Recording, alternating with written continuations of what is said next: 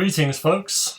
So today I just want to play you basically a video of a Dominican priest giving some advice on the ethics of taking a COVID vaccine.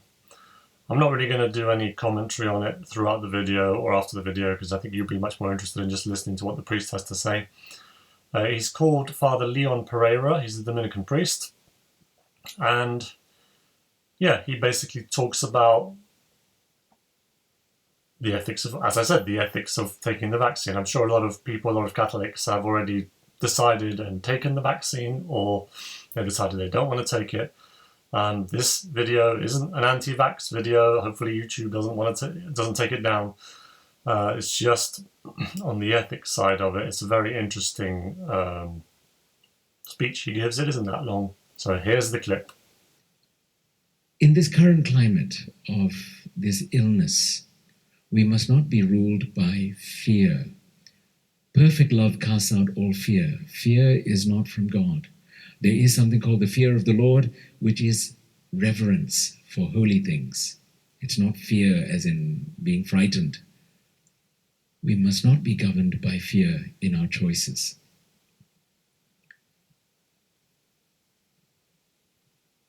Holy Mother Church tells us that for really good reasons, if there are no other choices, on a temporary basis, one may receive these illicitly sourced vaccines. But certainly, Holy Mother Church says that all of us are free in our conscience and we have the right to refuse. So no one must be put under pressure. No one must be put under pressure. Remember that you have this freedom. The way the church does tolerate this, it's putting it in the category of, say, cannibalism. You know, for example, if you had no other choice and you were starving, can you eat grandma? Yeah, probably. No one is going to praise you for this, but no one is going to blame you either. You are desperate, you know. Hopefully your grandma has a bit of flesh on her, you know, but then she can feed the whole family. Sorry, I'm making a terrible joke. I don't mean it that way, sorry. But really, it's like the church tolerates this, but it doesn't praise it. In a similar sense, these vaccines that have been used, that use aborted babies, we tolerate it for extreme reasons, if you have a really good reason for it. But no one is going to praise you. Fine. But I also want to ask you, maybe there are two questions we should ask ourselves, which I will leave unanswered. I want you to ask yourselves this question. Remember Saint Maximilian Maria Kolbe. He and his companions were starved to death. They were locked up by the guards in the camp and starved to death. And Maximilian Kolbe is the one who lived longest. The rest of them died. Now, if we found out that he had lived longest by eating his companions, would he be a saint today? I don't know the answer. I ask you. And the second question is, would Jesus and Mary use something taken from dead innocent babies who were killed and taken from them? Would they use something like this to prolong their lives when they were on earth? I ask you these questions. Ask yourselves, pray about it. But remember, Jesus must be Lord over our lives. We must not have fear. All of us have to die sometime. Okay, then people will tell you, oh, you don't have love of neighbor. This is to protect other people. Okay, then stay at home. Protect other people that way.